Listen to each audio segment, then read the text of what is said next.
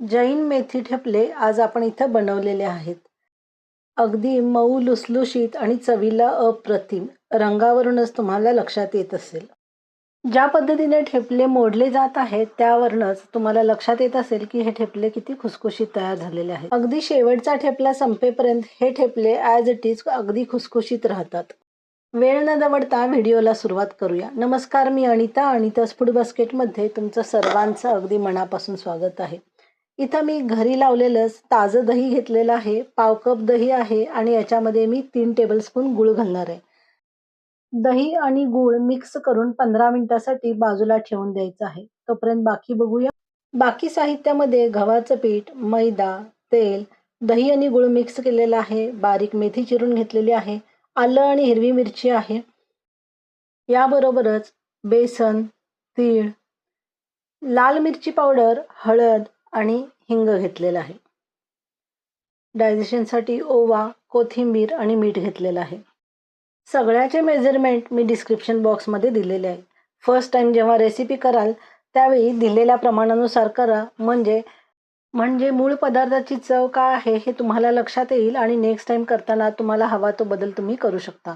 इथं परातीमध्ये मी गव्हाचं पीठ, मैदा आणि बेसन एकत्र करून चाळून घेतलेलं आहे. मैद्याऐवजी तुम्ही जर फक्त गव्हाचं पीठ वापरला तरी सुद्धा चालेल, पण आपण इथं कमर्शियल रेसिपी बघतो म्हणून इथं मी मैदा थोडा मिक्स केलेला आहे. पिठामध्ये तेल आणि मीठ एकत्र करून आपल्याला पिठाला चांगलं चोळून घ्यायचं आहे. या रेसिपीसाठी जे दही वापरणार आहे ते दही शक्यतो आंबट असू नये याची काळजी घ्यावी. साईचं दही असल्यास अतिशय उत्तम. स्क्रीनवर दाखवल्याप्रमाणे पिठाला तेल चोळून झाल्यानंतर पिठाचा मुटका करून बघायचं. जर मुटका झाला तर बांधला जातो आणि सोडला तर तो सुटला जातो. म्हणजे इथं आपलं पीठ तयार आहे. आता उरलेले मसाले सगळे आपण घालून घ्यायचे आहेत. या रेसिपीसाठी आपण जी मेथीची भाजी वापरलेली आहे ती स्वच्छ धुवून रात्रभर एका कापडावर पसरून मग दुसऱ्या दिवशी ती स्वच्छ निवडून फक्त पानं घेतलेली आहेत आणि ती बारीक कट करून घ्यायची आहेत. कसुरी मेथी थोडीशी हातावर चोळून टाकलेली आहे आणि आलं आणि हिरवी मिरचीची पेस्ट करून घातलेली आहे.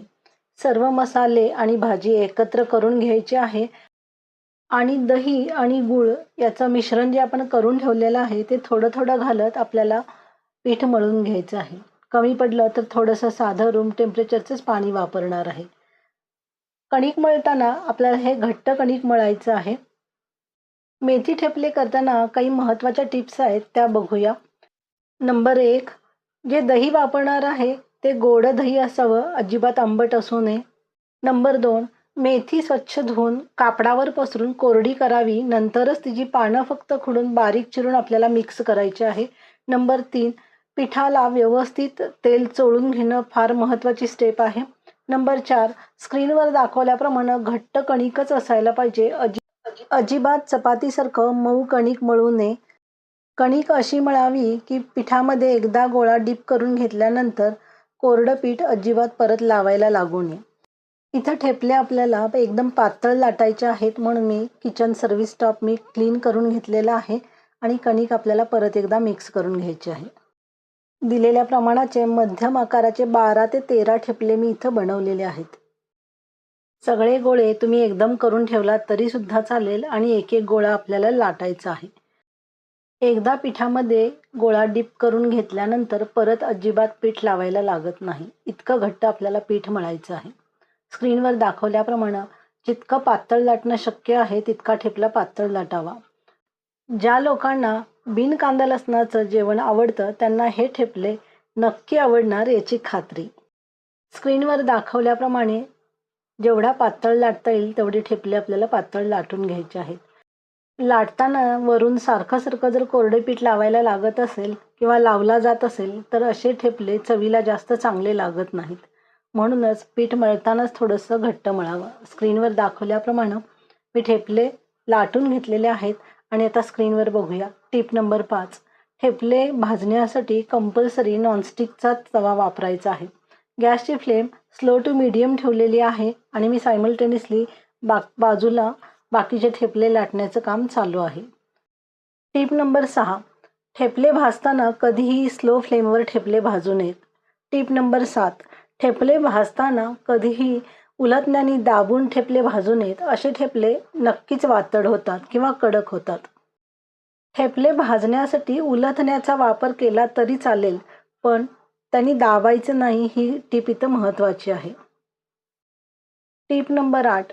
जर ठेपले अतिशय मऊ आणि अगदीच लुसलुशीत पाहिजे असतील तर दहीमध्ये थोडीशी ताजी साय जरी घातली तरी सुद्धा ठेपले अगदी शेवटच्या ठेपल्यापर्यंत अगदी नरम राहतात.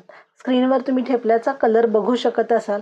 जेवढे हे ठेपले दिसायला छान आहेत ना, तेवढेच हे ठेपले चवीला सुद्धा छान लागतात. इथं मी एक ठेपले करून घेतलेले आहेत आणि स्क्रीनवर तुम्ही कलर बघू शकता किंवा किती खुसखुशीत आहेत हे तुम्हाला स्क्रीनवर बघण्याने सुद्धा लक्षात येत असेल. टीप नंबर 9. अजून एक टीप सांगायची राहिली. या ठेपल्यामध्ये मी जे तीळ वापरलेले आहेत ते गावरान तीळ ड्राय रोस्ट केलेले आहेत आणि मग वापरलेले आहेत. या ठेपल्यासाठी मी मिठाचं प्रमाण दिलेलं आहे. इथं माझी ठेपल्याची रेसिपी कंप्लीट झालेली आहे. तुम्हाला ही रेसिपी कशी वाटली ते मला कमेंट करून नक्की सांगा. परत लवकरच भेटूया अशाच एका हमखास रेसिपी सोबत. तोपर्यंत धन्यवाद.